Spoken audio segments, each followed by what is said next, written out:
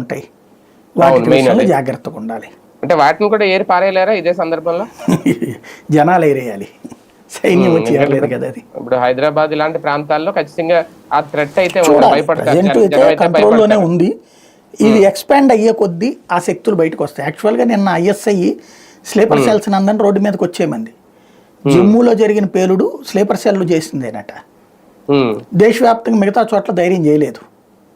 చేశారు అంటే గనక అప్పుడు దేశంలో మొత్తం అందరూ కొడతారు. ఇక మొన్న జరిగిన రష్యా తరహాలో ఏమన్నా ఇప్పుడు ఇది కంటిన్యూ అవుతుంది సార్ ఎక్కువ రోజులు?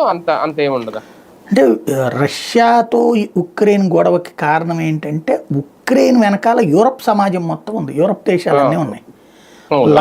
లక్షల కోట్ల రూపాయలు పోసారు వాళ్ళు. ఇప్పుడు మన వెనకాల పాకిస్తాన్ వెనకాల వాళ్ళు ఎవరు లేరు. చైనా, టర్కీ లాంటి వాళ్ళు ఊరకనే మౌఖిక మద్దతు అనమాట. అవలవాడి పాకిస్తాన్ వెనకాల మేము ఉంటాం కాబట్టి భారత్తో గొడవలు పెట్టుకోబాకని చెప్తుంటుంటారు. కాబట్టి ఆ స్థాయి ఎస్కలేషన్ ఉండదు. ఇది ఎక్కువ రోజులు అయితే ఉండదు. ఎక్కువ రోజులు కొనసాగించే ఆలోచన కూడా భారత్ కూడా ఉండదేమో. అంతే, వాడు పాకిస్తాన్ వాడి చేతిలో ఉంది. ఇప్పుడు ఏంటంటే వాడు యుద్ధం డ్రాప్ అంటే కనుక పాకిస్తాన్లో ప్రభుత్వం కూలిపోద్ది. ఎప్పుడైనా మీరు చూడండి, యుద్ధం ముగిసిన ప్రతిసారి పాకిస్తాన్లో ప్రభుత్వాలు కూలిపోయినాయి.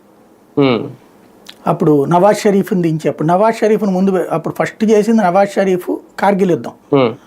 వాడే ఆ పెంట పెట్టింది. చివరికి మనం వెళ్ళి అటాక్ చేశాక ఏం చేశాడు నవాజ్ షరీఫ్? ఇదే ముషారఫ్ చేసింది ఆ రోజున అరాచకం.